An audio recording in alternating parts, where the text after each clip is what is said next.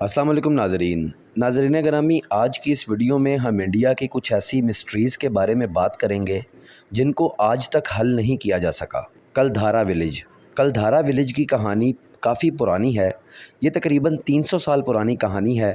राजस्थान में मौजूद कलधारा विलेज को दुनिया की मोस्ट हॉन्टेड जगहों में शामिल किया जाता है। लेकिन कलधारा विलेज आखिर है क्या? इसकी ऐसी क्या तारीख़ है, क्या कहानी है कि यहाँ जाने से आज भी लोग डरते हैं? पूरा विलेज खाली क्यों है? इन सब चीज़ों के बारे में आज बात करेंगे। नाज़रीन ग्रामी, कहानी तकरीबन 300 साल पुरानी है। कलधारा विलेज का कोई राजा नहीं था। इसके राजा का एक जंग में इंतकाल हो गया था। राजा का बेटा बहुत ही कम उम्र था, तो इसे तो राजा की जगह नहीं थमा सकते थे। इसलिए इस वक्त जो वहाँ का दीवान था, इसे ही तमाम जिम्मेदारी सौंप दी गई। दीवान सलीम सिंह इस पूरी सल्तनत को संभालता था।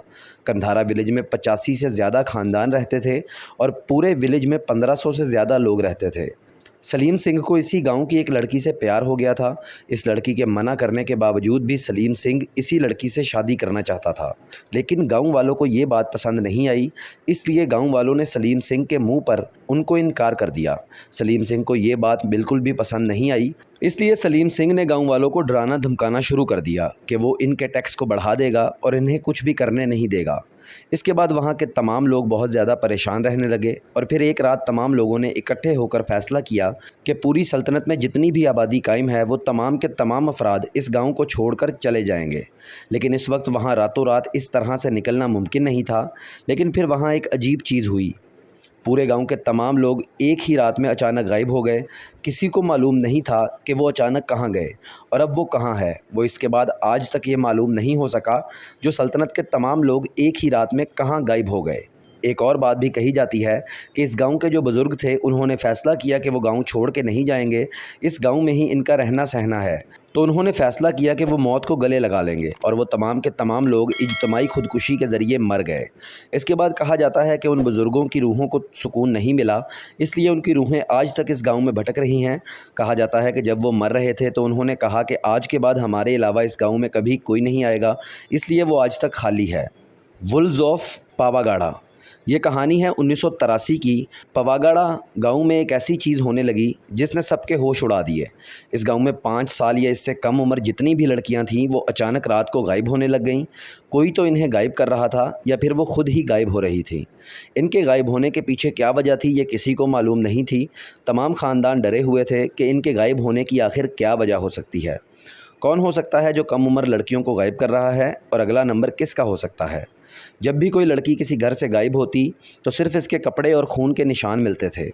इसके अलावा इसका कोई अता पता नहीं होता था कि वो लड़की कहाँ गई। पुलिस ने और वहाँ के मकामी लोगों ने इसकी तफ्तीश करने की कोशिश की, लेकिन बाद में यही समझ आया कि एक आदमखोर भेड़िया है जो रात को आकर इनको खाने के लिए तमाम लड़कियों को ले जाता है। लेकिन इसका इन्हें कोई सबूत नहीं मिला। ये बस एक कहानी थी, एक अफवाह थी जो लोगों को लगता था कि सच हो सकती है। लेकिन इसके बाद कुछ लोगों ने सवाल उठाना शुरू कर दिया कि अगर एक भेड़िया लेकर जाता है तो वो सिर्फ लड़कियों को क्यों लेकर जाता है, और अगर भेड़िया ही लेकर जाता है तो इसके बाद इन लड़कियों को घसीटने के कोई निशानात क्यों नहीं मिलते, क्योंकि भेड़िया तो इन्हें उठाकर नहीं लेके जा सकता। तो ये सब चीज़ें इनमें थी, इसलिए फिर किसी ने भी इस अफवाह को नहीं माना। लेकिन इसके बाद एक डार्क थ्योरी सामने आई। इस गांव में कुछ ऐसे आमिल रहा करते थे जो कि काला जादू और अमलियात किया करते थे। गांव वालों का दूसरा शक इन पर गया और उन्होंने कहा कि लड़कियों को उठाते हैं ताकि वो इनकी बलि चढ़ाकर अपने अमल को पूरा कर सकें। और ये थ्योरी वहाँ के लोगों को बल्कि पुलिस को भी ज़्यादा लॉजिकल लगी कि हो सकता है यही अमलियात करने वाले लोग अपने अमल को पूरा और जादू को पूरा करने के लिए इन लड़कियों की कुर्बानी करते हैं। और बाद में इसके 100 बंद कर दिया, क्योंकि पुलिस इस मामा को हल कर ही नहीं सकी, क्योंकि इनके पास लोगों का बिल्कुल भी सपोर्ट नहीं था और लोगों ने पुलिस का इस बारे में बिल्कुल भी साथ नहीं दिया। क्योंकि इस वक्त में इस गांव के लोगों में वहां के आमिलों के बारे में बहुत डर बैठा हुआ था। इन्हें लगता था कि ये लोग जो काला जादू करते हैं या असर करते हैं, ये काले जादू से हमारी ज़िंदगी भी तबाह कर सकते हैं। इसी डर से लोगों ने पुलिस को भी तफ्तीश करने से मना कर दिया और किसी ने भी इनकी सपोर्ट नहीं की। और फिर ये केस भी यहाँ पर इसी तरह से ख़त्म हो गया। लेकिन अगर पता चल जाता कि इन लड़कियों को आमिल नहीं उठा रहे तो ये भी एक बहुत बड़ी मिस्ट्री बन जाती कि आखिर वो लड़कियाँ कहाँ जा रही हैं, आखिर लड़कियों को कौन उठा रहा है और इन लड़कियों के साथ क्या किया जा रहा है। The rebirth of Shanti Devi. 1930 में दिल्ली की एक नॉर्मल घराने में शांति देवी पैदा हुई। जब 4 साल की उम्र में शांति देवी ने बोलना शुरू किया तो उन्होंने एक अजीब चीज़ भी बोलना शुरू कर दी। वो अपने वालिद से कहने लगी कि ये मेरे असल वालिदैन नहीं हैं, यानी कि वो वालिदैन जिन्होंने इसे पैदा किया था वो इन्हीं को कहने लगी कि ये मेरे असल वालिदैन नहीं हैं। हत्ता कि उन्होंने अपनी फैमिली को ये बोलना शुरू कर दिया कि इसका नाम शांति देवी नहीं बल्कि इसका नाम लोडगी है और दिल्ली इसका घर नहीं बल्कि इसका घर किसी और जगह पर है। 4 साल की छोटी उम्र में उन्होंने ऐसी बातें करना शुरू कर दी थी जो इन्हें कभी सिखाई भी नहीं गईं, क्योंकि 4 साल की उम्र में बच्चे बहुत छोटे होते हैं और वो इतना ज़्यादा बोल नहीं सकते।